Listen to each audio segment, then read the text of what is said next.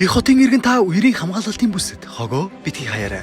Үерийн далнана бидний амнаас эд хөрөнгийг болцсошгүй байгалийн гамшиг үерийн аюулаас хамгаалдаг.